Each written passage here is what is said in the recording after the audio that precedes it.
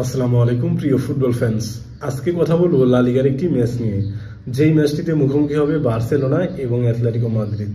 এখনো পর্যন্ত লা লিগায় বার্সেলোনা ম্যাচ খেলেছে 26টি, সেখানে তারা পয়েন্ট অর্জন করেছে 57টি, আর এই 57 পয়েন্ট নিয়ে তারা কিন্তু লা লিগার পয়েন্ট টেবিলের দ্বিতীয় স্থানে রয়েছে। অপরদিকে অ্যাটলেটিকো মাদ্রিদ 27টি ম্যাচ খেলেছে, সেখানে তারা পয়েন্ট অর্জন করতে পেরেছে 56টি এবং তারা পয়েন্ট টেবিলের কিন্তু তৃতীয় স্থানে রয়েছে। তাই লা লিগার এই ম্যাচটি বার্সেলোনা এবং অ্যাটলেটিকো মাদ্রিদের জন্য কিন্তু খুবই গুরুত্বপূর্ণ। আমরা যদি প্রথমেই অ্যাটলেটিকো মাদ্রিদকে নিয়ে কথাবার্তা বলি, তাহলে দেখা যায় অ্যাটলেটিকো মাদ্রিদ কিন্তু বার্সেলোনার বিপক্ষে সর্বশেষ ম্যাচে বার্সেলোনার ঘরের মাঠে 4-4 গোলে কিন্তু ড্র করেছিল। সেটা হচ্ছে কোপা দেল রের একটি ম্যাচে। তারপর কিন্তু উয়েফা চ্যাম্পিয়ন লিগের রাউন্ড অফ 16-এর ম্যাচে রিয়াল মাদ্রিদের মুখোমুখি হয়েছিল তারা। সেখানে কিন্তু সেকেন্ড লেগে নির্ধারিত 90 মিনিটে 1-0 গোলে এগিয়েছিল। অ্যাগ্রিগেটে 1-1 থাকার কারণে পরবর্তী সময় কিন্তু এক্সট্রা 30 মিনিট দেওয়া হয় এবং সেখানেও দুই দল গোল করতে না পারলে ট্রাইব্রেকারে কিন্তু চলে যায় এবং সেখান থেকে হুলিয়ান আলভারেজের ডাবল টাচের কারণে পেনাল্টি কিন্তু মিস হয়ে যায় এবং সেখানে অ্যাটলেটিকো মাদ্রিদ কিন্তু রিয়াল মাদ্রিদের বিপক্ষে ট্রাইব্রেকারে হেরে যায়।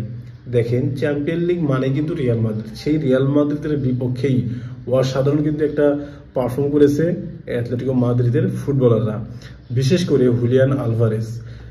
লিগে বলেন, কোপা দেল রেতে বলেন, চ্যাম্পিয়ন লিগে বলেন, সব জায়গায় কিন্তু দারুণ ফুটবল খেলে যাচ্ছেন। তিনি ইতিমধ্যেই প্রায় 20টার অধিক কিন্তু গোল করে ফেলেছেন।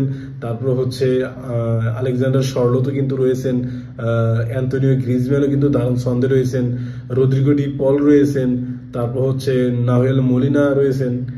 তারা সবাই দারুণ ফুটবল খেলে যাচ্ছে এই মৌসুমে। তাই বার্সেলোনার জন্য যে এই ম্যাচটি জটিল এবং কঠিন হতে যাচ্ছে সেটা কিন্তু বলাই যায়। সে যাই হোক, এবার বার্সেলোনাকে নিয়ে কথাবার্তা বলা যায়।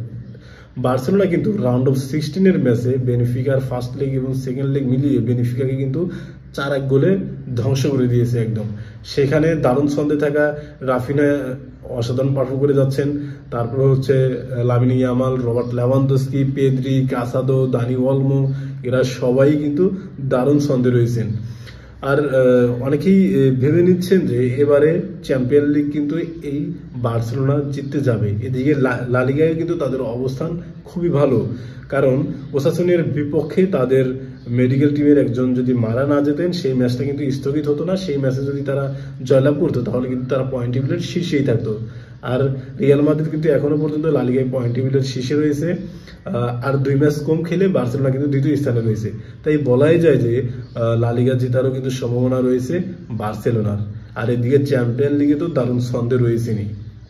তাই ওভারঅল বিচার বিশ্লেষণ করলে বলাই যায় এই ম্যাচটি জটিল এবং কঠিন হবে দুই দলের জন্য।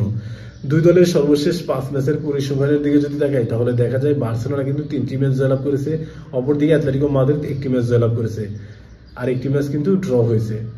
তাই এখান থেকেই বলা যাচ্ছে যে বার্সেলোনা কিছুটা হলেও এগিয়ে থাকবে। এই ম্যাচ নিয়ে আপনার মন্তব্য কি হতে পারে সেটা অবশ্যই কমেন্ট বক্সে জানাতে পারেন। ধন্যবাদ।